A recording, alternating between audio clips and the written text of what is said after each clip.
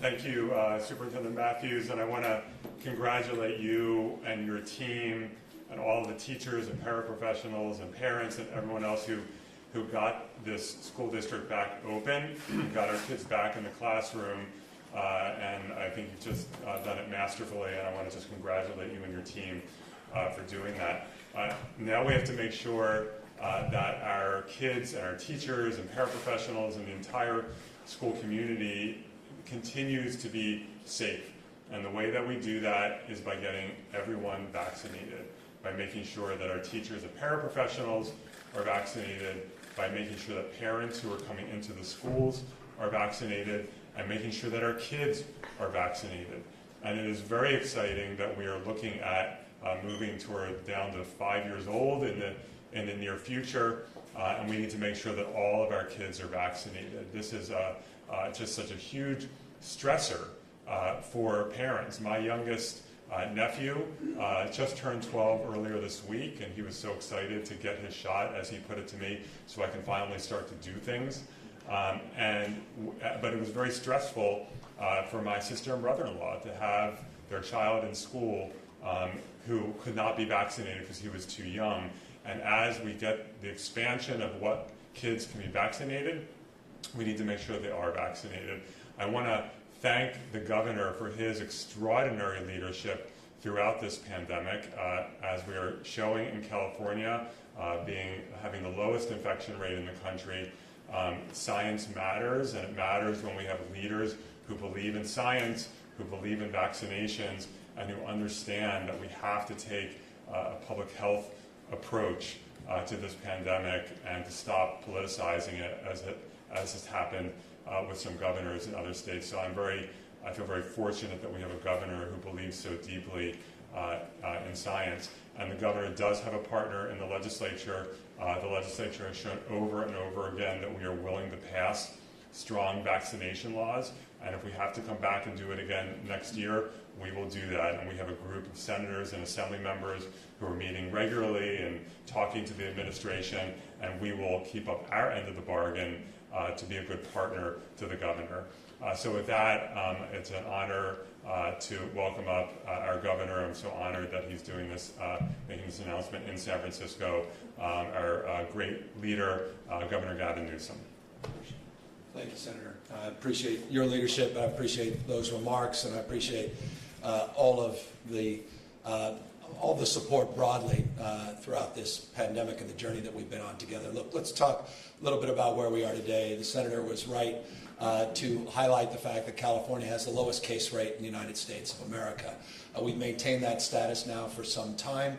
Not surprisingly, that's been driven primarily by one of the nation's leading vaccination efforts. California has administered over 50 million doses of vaccine. California has administered to 84% of eligible Californians at least one dose. 84% of all eligible Californians have received at least one dose of the vaccine. As a consequence, the lowest case rates in America. Our positivity rates are a third and a quarter of states like Texas and Florida. I make that point to compare and contrast, as the Senator implied, different strategies and approaches to dealing with this pandemic. That said, we're all exhausted by this pandemic. We're exhausted by the seasonality of it. We're exhausted by these variants, these mutations, and we're all left wondering as we now move through the summer surge, not just here in California, but across this country, what lies in front of us in the winter, in the spring. And while there continues to be encouraging signs and continuing to see progress with more and more people that were maybe on the fence that are now getting the vaccine or life-saving drugs at the back end, there's still a struggle to get to where we need to go. And that means we need to do more and we need to do better to reach out and to make available more opportunities for people to get vaccinated and encourage them along the way. As you know, we have not been shy. Superintendent, I want to thank you for your leadership here in the school district. Madam Board Chair, thank you for being here as well. We have continued to lean in. California was the first state in the United States to require statewide school mask wearing requirements. We were the first state in America to require all of our staff to either be vaccinated and or get weekly testing. We were the first state to step up at scale and broaden a commitment to zero-cost vaccinations and testing, and to provide an unprecedented amount of resources for PPE and billions of dollars to prepare to safely reopen our schools for in-person instruction. We know there is no substitute for in-person instruction, but we need to do that on a consistent and sustainable basis, not an episodic basis. And what you've seen across this country is that leaders assert the need and desire for the social and emotional benefits of in-person instruction, yet they're not following the science. And as a consequence, the health of many of these districts, kids as well as staff, have been impacted. So schools have actually closed more frequently in those states that have not been more disciplined in terms of advancing a more scientific and data-driven approach to taming this disease and doing our best to get this pandemic behind us. And that's why we recognize good enough never is, and that's why we recognize our responsibility to do more, and that's what we are announcing here today. A statewide requirement for in-person instruction for all of our children, to add to a well-established list that currently includes 10 vaccinations and well-established rules and regulations that have been advanced by the legislature for decades, to add to that list the vaccination for COVID-19. We intend to do that once the FDA has fully approved the vaccine, which will give us time to work with districts, give us time to work with parents and educators to build more trust and confidence and build out a logistics so that we can deliver on what we are promoting here today. And that promotion includes the following considerations. Once the FDA approves the vaccination in different cohorts, starting with 12 and above, grades 7 to 12, we will begin to apply that requirement in the next term, either January 1st or July 1st, whichever comes sooner. Concurrent with that, we also want to see all of our staff, paraprofessionals, not just teachers, bus drivers, custodial staff, and the like, the folks that really make the school system operational, also see them get vaccinated as well. And we will model similarly an FDA approval and work in concert, not only to apply and implement in parallel with all of those in grades 7 and 12, but on the basis of the guidelines and the regulations that will be forthcoming from the Biden administration as it relates to all employees, we will consider moving that forward. But in the absence of that directive, we will be requiring staff K through 12 to be vaccinated in that first phase of a two-phase application of this new directive. The second phase of that application is everybody K to 6. Again, that will be months away. Currently, we have in the state of California administered at least one dose to 63.5% of all of our young cohort ages 12 to 17.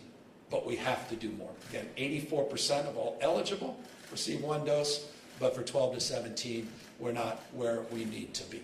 And so we hope this encourages folks to get vaccinated. We have no trepidation, no hesitancy in encouraging local districts to move forward more expeditiously. And you've seen that in a number of districts in the state of California that have moved forward more quickly with their own mandates and own timelines. And we expect, on the basis of other similar requirements, that you'll start to see an uptick in people getting vaccinated well before those dates that are established. You've seen that with healthcare worker mandates. You've seen that with state staff mandates. And I'll just highlight, there was an analysis in the New York Times yesterday about California's healthcare mandate working as it was intended. Now north of 90% in some regions of the state, it's closer to 95, 96% of all healthcare workers got that vaccination before the stated requirement went into effect midnight last night. As it relates to the current vaccination requirements, I'll remind people the ones we announced a few months ago, they go into effect on the 15th of this month as it relates to mandates for either being vaccinated and or getting consistently tested. So we're building on that. We're leaning forward. We're anticipating a future with the winter surge that has been the most challenging for this state and states like California in the past. We are mindful that we still have work to do. We are humbled by the challenge, but we want to get this thing done. We want to end this pandemic. We are all exhausted by it. And the purpose of this is to continue to lead in that space. I believe we will be the first state in America to move forward with this mandate and requirement, but I do not believe by any stretch of the imagination we'll be the last state. In fact, I anticipate other states to follow suit as well. None of this is easy, and I recognize there's still anxiety out there, and I'll close by answering a question that inevitably be asked, and that is, are there exemptions? Yes, well-established exemptions for medical reasons, personal and or religious beliefs. Those are established in these guidelines as well, and so today we are directing the Department of Public Health, Dr. Galley is here, can answer questions, to move in this direction to establish, consistent with well-established legislative guidelines for vaccinations in our school system, to include this 11th vaccination for purposes of in-person instruction in the state of California. With that, we are, of course, happy to answer any questions. Hi, this is Ron Lynn with the Los Angeles Times. You just mentioned, first, a personal belief exemption will apply because this is, and I understand that this will apply because this is being imposed by regulation instead of legislation. Are you concerned that vaccinations rates won't improve because of this? Second, if you wanted to remove the personal belief exemption, would that require an act of the state legislature, and would you want the state legislature to act? And finally, in terms of timing, with the FDA expected to provide full approval in November, does this mean that this requirement could go into effect as early as January, or more likely would it go to an effect either in the summer or the fall? Thanks. Well, it's the term after the FDA approval, so that determination will be made once the FDA moves, and we can't predict that, so one can speculate. But again, it's the term following the FDA's approval, as early as January 1st. As it relates to the first part of your question, look, we're just putting out the guidelines, putting out the regulations. You heard from Senator Wiener, and he could speak perhaps to this more comprehensively, a willingness not just to work with the executive branch, but the legislature's been leading in this space for many, many years, well before I got into this office. And so that is certainly something that one can anticipate, but I'll work with them to strengthen it, to whichever direction we need to go as we iterate and trying to figure out what's best in terms of advancing our collective goals to keep people healthy and safe and keep them in person in instruction, we will advance. But on the basis of the guidelines today, you're right that personal exemption includes religious and medical and personal beliefs. Good morning. My name is Kate Larson. I'm with ABC7. So given that as of today, because of the healthcare worker vaccine mandate, there are healthcare workers being placed on unpaid leaves of absences. It's possible people will be terminated as soon as October 15th for certain healthcare systems. What do you anticipate being the system, the consequences for school staff or school students who don't get vaccinated and don't have an accommodation? Well, I mean, the same consequences are in place on the basis of all kinds of other rules and regulations that are well established as it relates to requirement for employment. So those are well established procedures and processes. But here's the good news. We have some evidence. San Francisco Unified School District overwhelmingly has succeeded in getting staff across the spectrum vaccinated. Overwhelmingly. I think, Mr. Superintendent, you said north of 96%.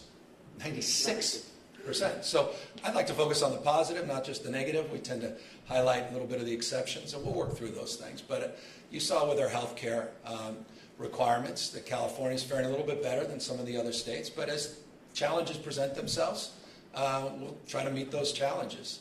But I believe that on the basis of requirements that have been in place, and by the way, those includes the private sector. You saw Tyson Foods, 91+%, 99+% of folks at United Airlines. These requirements are working across the country. I think the evidence is rather overwhelming. They're getting people vaccinated. They're actually ending this pandemic. They're getting our economy moving again. They're getting our kids educated. They're making us healthier and safer. And if that's the intention, to keep us healthy and safe and get our economy moving and get our kids back with all the benefits of being in-person instruction, then all I say is let's get this done and let's get others to follow suit. Ali Tadion with EdSource. Why is the state waiting for full FDA approval and not implementing the mandate sooner while it has emergency use authorization ahead of the flu season? We talked to, we've got 1,050 school districts. We've got a lot of different points of views and opinions, a lot of regionality, a lot of distinctions. We thought this was the best and most appropriate next step for the state of California. Again, no one's been shy. We haven't been standing still on this pandemic, quite the contrary. We're continuing to be open to argument, interested in evidence. We want to see how things are manifesting in real time. We'll see how things go, but we felt the basis of the experts that guided this decision and the advisory committees that we have formed formally and those that have been formed informally over the course of the last number of weeks as we've been adjudicating the pros and cons of many different strategies as it relates to the education efforts that we're advancing here today, that full FDA approval was best for the purposes of the announcement today. Jill Tucker from the San Francisco Chronicle. Governor, can you clarify a little bit when staff, teachers, other workers from school districts will be required to get the vaccine? It sounded like you're talking a little fast, and so I was trying to figure out exactly when each grade will have to be vaccinated and that this, in fact, does apply to all adults in schools for in-person learning. Yeah, so after full FDA approval in 2 phases, first phase being 7th to 12th grades, and on the basis of a question that I'm often asked, I have some friends with very young kids that are in 7th grade, some a little older. It's on the basis of your age, similar to other vaccine requirements, consistent with the rules and regulations that are well established. That will be phase 1. Concurrent with that phase, we anticipate getting all of our staff following a similar requirement. That said, on the basis of all of us have been waiting for the Biden administration's formal rulemaking as it relates to his federal mandate for employees, private sector employees. We're waiting for that instruction. There's a possibility, is what I was suggesting, that things could happen sooner. But the purposes of what we are putting out through this health order today, it shows that in parallel with that first phase, 7 to 12, second phase upon FDA approval is K to 6. Sorry, real quick follow-up. Do you have to wait for the Biden's rules, or could you just announce requirements for the staff in schools? We can announce. We're just, again, it's important, and I've said this many times because it needs to be said. We're not, I said it a moment ago as well, no one's standing still here. Our intention is it's universal. Everybody, those that support things like this, people that don't, we want to get this disease behind us. All of us do. So if we see real demonstrable progress, or if we don't, then we, on the basis of what's happening, the epidemiology, what's happening in real time, relates to nature and spread of this disease, relates to the nature of these mutations, of which there are well over a dozen mutations we've been tracking consistently, not just the Delta virus, on the basis of the seasonality, on the basis of those that are enthusiastic or leading even more aggressively, like LA Unified and others that have leaned into this, some of the Bay Area districts. We'll make assessments, but on the basis of, again, where we are today, we feel this is appropriate. And Governor Greg Lee from KTVU, 2 quick questions. Are you aware of how many students this may affect in each of these groups? And then secondly, you've talked a lot about local control during this pandemic. We've seen a number of districts here in the Bay Area take this step in advance of the state. Can you talk about the calculus or what changed? Well, nothing's changed. We've been consistent from day one, localism. We support local efforts.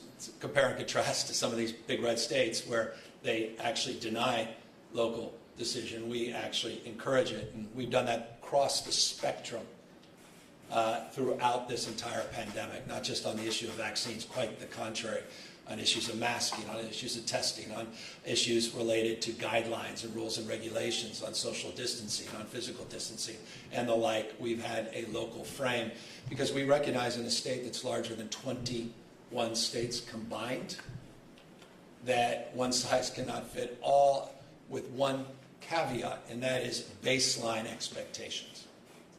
And that's what we're providing here as a baseline expectation, but with the flexibility for these districts to move if they feel that on the nature of this disease and its epidemiology and the nature of their unique characteristics and concerns, that they feel they need to move at a different timeline. We will allow them that flexibility to move more expeditiously, as you've seen many different districts do. So that's the approach we've taken from the beginning of this pandemic. I think it's paid dividends. Again, lowest case rates in America rather consistently now, fourth lowest positivity rates in the country.